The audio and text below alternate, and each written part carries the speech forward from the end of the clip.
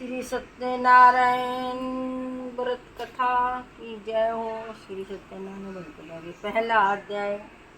एक समय नियम शरण तीर्थ में सोनकादि 88,000 ऋषियों ने श्री सूत जी से पूछा, हे प्रभु, इस कलयुग में वेद विद्या रहित मनुष्यों को प्रभु भक्ति किस प्रकार मिलेगी तथा उनका उद्धार कैसे होगा।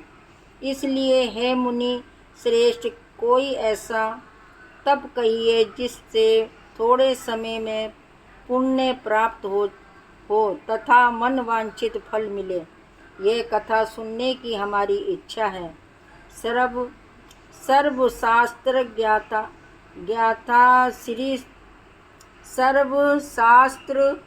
ज्ञाता श्री सूत जी बोले, हे वैष्णव, मैं पूज्य आप सबने प्राणियों के हित की बात पूछी है। अब मैं उस श्रेष्ठ व्रत को आप लोगों से कहूँगा जिस व्रत को नारद जी ने लक्ष्मी नारायण जी से पूछा था और लक्ष्मीपति ने मुनि श्रेष्ठ नारद जी से कहा था। सो ध्यान से सुनो। एक समय योगी राज नारद जी दूसरे के हित की इच्छा से अनेक लोकों में घूमते हुए मृत्यु लोक में आ पहुँचे। यहाँ अनेक योनियों में जन्मे हुए प्राय सभी मनुष्यों को अपने कर्मों द्वारा अनेकों दुख से पीड़ित देखकर सोचा, किस यत्न के कारण से निश्चय ही प्राणियों के दुखों का नाश हो सकेगा। ऐसा मन में सोचकर विष्णु लोक को गए। वहाँ श्वेत वर्ण और 4 भुजाओं वाले देवताओं के इस नारायण को देखकर, जिनके हाथों में शंख चक्र गदा और पद्म थे तथा वरमाला पहने हुए थे, देखकर स्तुति करने लगे। हे भगवान, आप अत्यंत शक्ति से संपन्न हैं। मन तथा वाणी भी आपको नहीं पा सकती। आपका यदि मध्य अंत नहीं है। निर्गुण स्वरूप इस रूप सृष्टि के यदि भूत व भक्तों के दुखों को नष्ट करने वाले हो, आपको मेरा नमस्कार है। नारद जी से इस प्रकार की स्तुति सुनकर विष्णु भगवान बोले, हे मुनि श्रेष्ठ,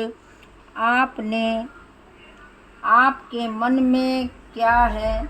आपका किस काम के लिए आगमन हुआ है? निसंकोच कहो। तब नारद मुनि बोले, मृत्यु लोक में सब मनुष्य जो अनेक योनियों में पैदा हुए हैं, अपने कर्मों के द्वारा अनेक प्रकार के दुखों से दुखी हो रहे हैं। हे नाथ, मुझ पर दया करते हुए बताइए कि उन मनुष्यों के सब दुख थोड़े से ही प्रयत्न से कैसे दूर हो सकता है। हे नारद, मनुष्यों की भलाई के लिए तुमने बहुत अच्छी बात पूछी है। जिस काम के करने से मनुष्य मोह से छूट जाता है, वह मैं कहता हूँ, सुनो। बहुत समय देने वाला स्वर्ग तथा मृत्यु लोक दोनों में दुर्लभ एक उत्तम व्रत है। आज मैं प्रेम वश होकर तुमसे कहता हूँ, सत्यनारायण जी का ये व्रत अच्छी तरह विधि पूर्वक करके मनुष्य आयुर्यर्थ यहाँ सुख भोग कर मरने पर मोक्ष को प्राप्त होता है। श्री भगवान के वचन सुनकर नारद मुनि बोले, उस व्रत का फल क्या है? क्या विधान है और किसने यह व्रत किया है और किस दिन यह व्रत करना चाहिए? विस्तार से बताइए। भगवान बोले, दुख सुख दुख शोक आदि को दूर करने वाला, धन न्याय को बढ़ाने वाला, सौभाग्य तथा संतान को देने वाला, ये व्रत सब स्थानों पर विजय करने वाला है। भक्ति और श्रद्धा के साथ किसी भी दिन मनुष्य शाम के समय ब्राह्मणों और बंधुओं के साथ श्री सत्यनारायण जी की धर्मपरायण होकर पूजा करें। भक्ति भाव से नैवेद्य केले का फल, घी, दूध और गेहूं का चूर्ण सवाया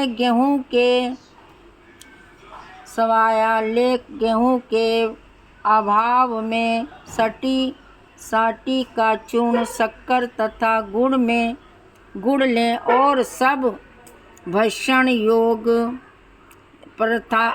प्रथात जमा करके भगवान को अर्पण कर दें तथा बंधुओं सहित ब्राह्मणों को भोजन कराएं।